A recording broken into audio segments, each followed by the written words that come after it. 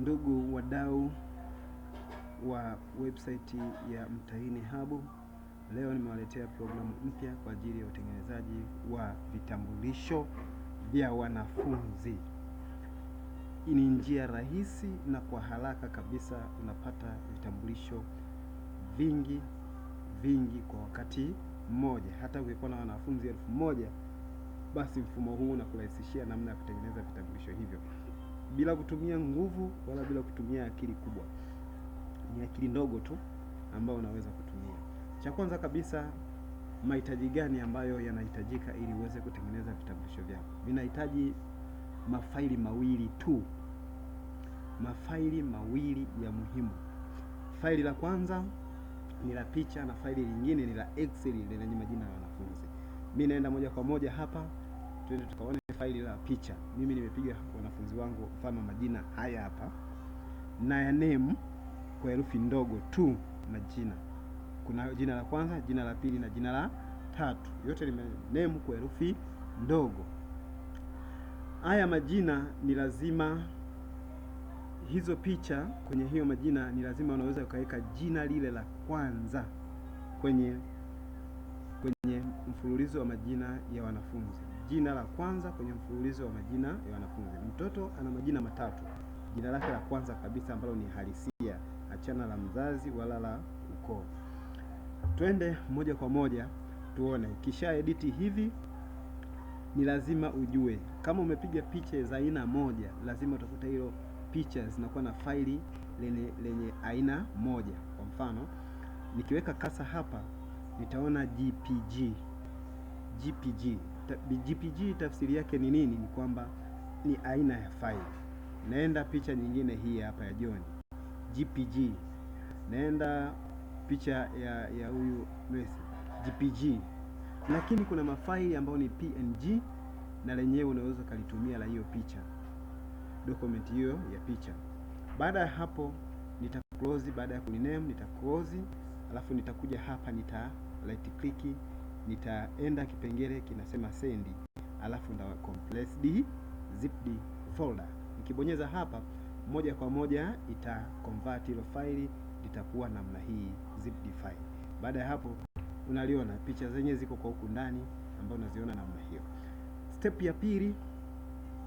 ya pili ni identity card, identity file la Excel. Mimi ndio ndalifungua hili identity file.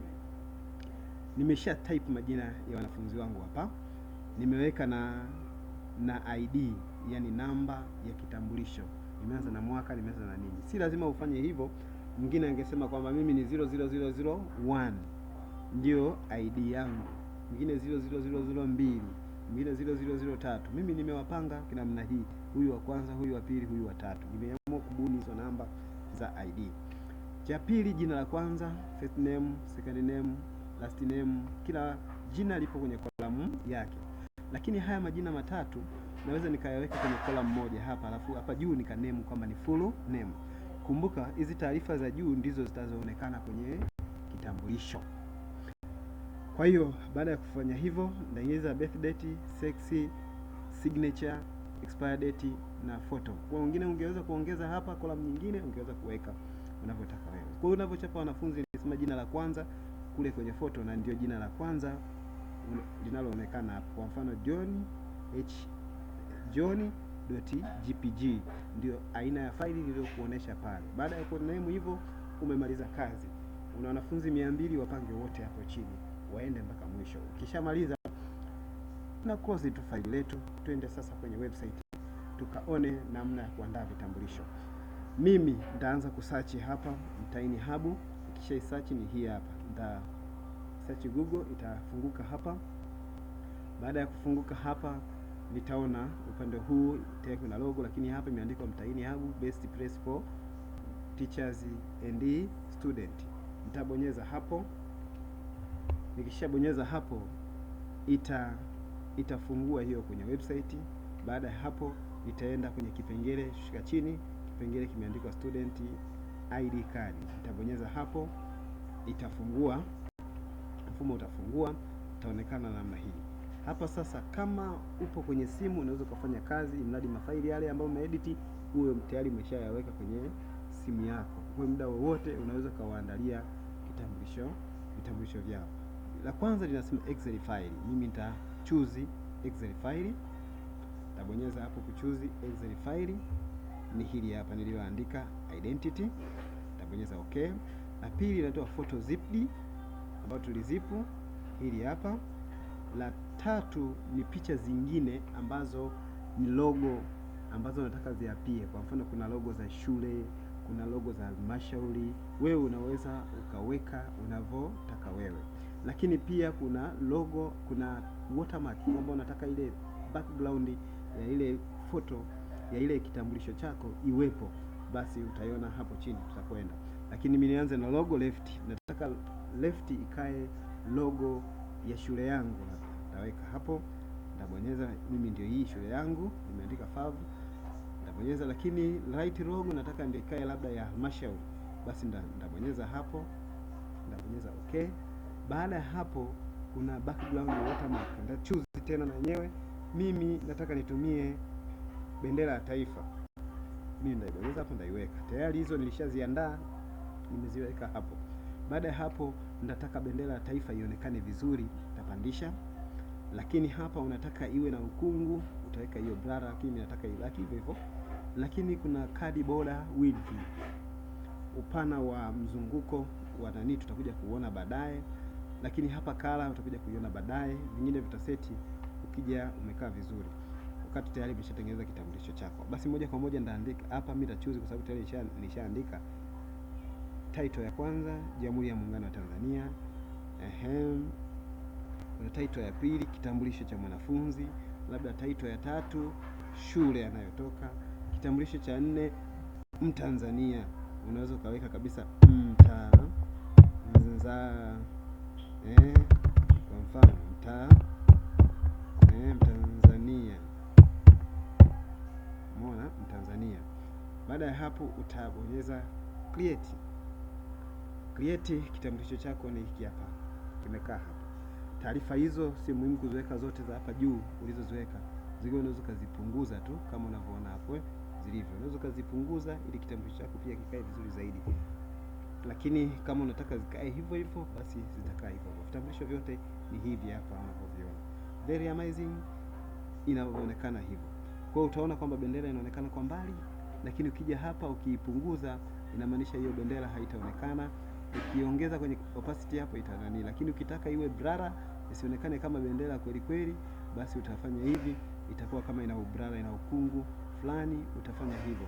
Nimesema kwamba card border yanamaanisha huu mzunguko unataka uwe mnene au uwe mwembamba au uwe hivyo ni wewe. Lakini pia tunataka tuondoe huu mzunguko, maana umekuwa kama line hizo mzunguko. Lakini mimi nitakuja hapa, ndabonyeza hapa kwenye huu mstari huu, utanipa color. Mimi ndabonyeza color mwishoni huku juu ili kuiondoa color ya card border. Umeona haipo, haionekani kwenye kitambulisho. Lakini pia nataka hapa isikae pembe hivi, basi ikae katikati, border izungushe hivi. Kitambulisho changu kitakuwa kina round namna hiyo.